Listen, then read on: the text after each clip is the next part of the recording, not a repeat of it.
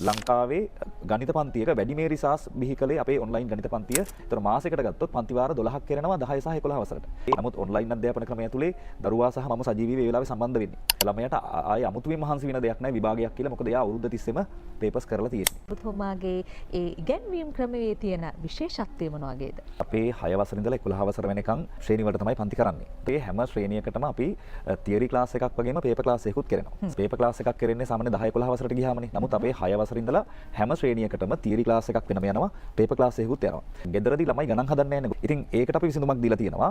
6 7 8 9 ශ්‍රේණි ගත්තොත් සතියට දවස් 2 ගානේ.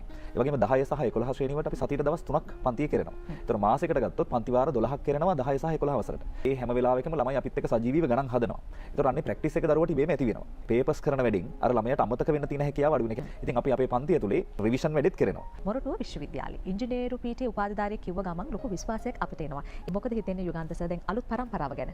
අපි ඉගෙන ගන්න කාලේ වගේ නෙමෙයි දැන් දරුවෝ ඇත්තටම අපිට වඩා ඉස්සරහින් ඒගොල්ලෝ ඉන්නවා. සහ තාක්ෂණීය දුනුයි. ඉතින් සමහර දේවල් ඒගොල්ලෝ ඉක්මනින් අල්ල ගන්නවා. අලුත් තාක්ෂණයත් එක්ක යන්නේ.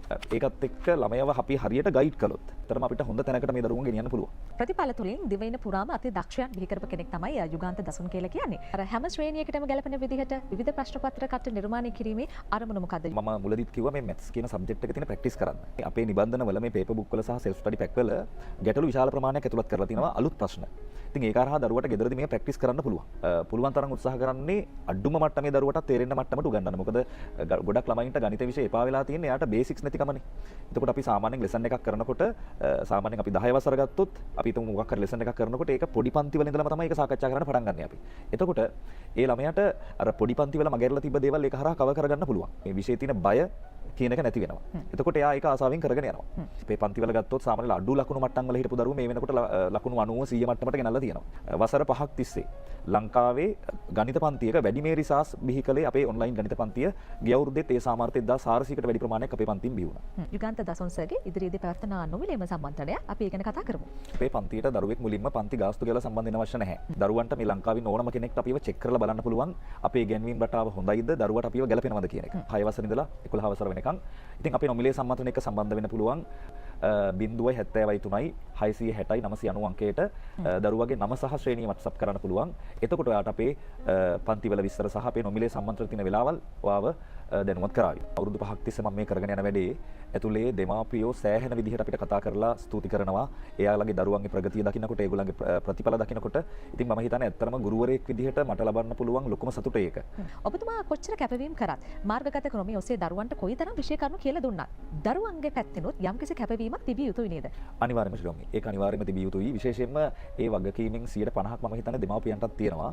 සාමාන්‍යයෙන් අර ළමයි ගොඩාක් ඉන්න තැනක ළමයාගේ අවධානය ටිකක් කර එහෙම හදුවන්න පුළුවන් නේ. නමුත් ඔන්ලයින් අධ්‍යාපන ක්‍රමය තුලේ දරුවා සහ මම සජීවීව ඒ වෙලාවේ සම්බන්ධ වෙන්නේ. ඒතර මේක අපි හරියට ගයිඩ් කළොත්, ගෙදරිනුත් ඒ පරිසරය හැදුවොත් එහෙම මම හිතන්නේ ගොඩක් ළමයින්ට මේ තියෙන ප්‍රශ්න ටික විසඳ ගන්න පුළුවන් විෂයන් ඇතුලේ තියෙන. දැන් ගොඩක් දරුවෝ විෂය නිර්දේශය ආවරණය කරාට පස්සේ සම්පූර්ණ වැඩ කටයුතු අවරයි කියලා දරුවෝ ඉන්නවා. හැබැයි අපි පසුගිය ප්‍රශ්න පත්‍ර වලින් ලබන අත්දැකීම අර විෂය නිර්දේශයෙන් ලබන අත්දැකීමත් එක්ක එකතු වුනහම ඒක වෙනස්ම දෙයක්. ඕකම තමයි ගොඩක් වෙලාවට තියෙන ප්‍රශ්නේ.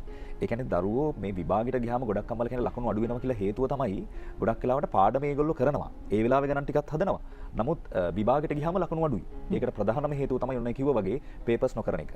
එතකොට ඒක නිසාම තමයි අපි 6 වසර ඉඳලා 11 වසර වෙනකන් හැම ශ්‍රේණියකටම පේපර් ක්ලාස් එකක් කරන්නේ. ඒක අවුරුද්ද පටන් ගන්න දවස් ඉඳලා අවුරුදු ඉවර වෙනකම් අපේ පේපර් ක්ලාස් එක යනවා.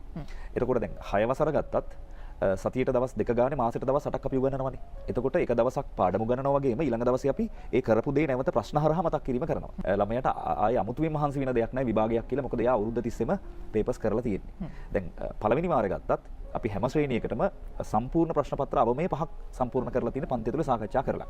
අපි දන්නවා සාමාන්‍ය පෙළ විෂය ඇතුලේ අපි දන්න S සාමාර්ථයක් කියන එක අනිවාර්යෙන් අවශ්‍යයි. වාර විභාගවල ලකුණු 30ක් 20ක් ගන්න දරුවෝ එහෙම නැත්නම් දෙමාපියන් තමන්ගේ මේක දරුවට බෑම කියලා අතහැරලා දානවා. එහෙම නැත්නම් අපි කියනවානේ නැවත ශකන් ශෛලිය යනවා කියලා.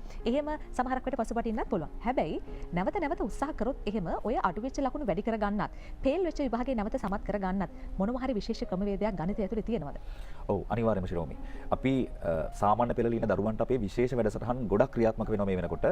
ගොඩක් ළමයි කියනවා ජ්‍යාමිතිය අමාරු අමාරුයි කියලා කියනවා. ඒ අමාරු විෂය කොටස් මුල ඉඳලා නැවත ආවරණය කිරීම අපේ පන්ති තුල කරනවා. ඒ වගේම තමයි අර කිව්වාගේ පළවෙනි පාර අසමත් වෙලා දෙවෙනි පාර විභාගේ ලියන අයටත් ඒ රිවිෂන් පුනරීක්ෂණ වැඩසටහන අපේ පන්ති තුල ක්‍රියාත්මකයි. මේ වෙනකොට 10 සහ 11 පන්ති වල ඉන්න දරුවන්ට තියරි කරනවා වගේම ඒ කරපු පාඩම් නැවත නැවත මතක් කිරීම පන්තිය තුල සිද්ධ කරනවා. ඒතකොට ඒක හරහා විෂය කරුණු අමතක වීම වළක්ව ගන්න පුළුවන්.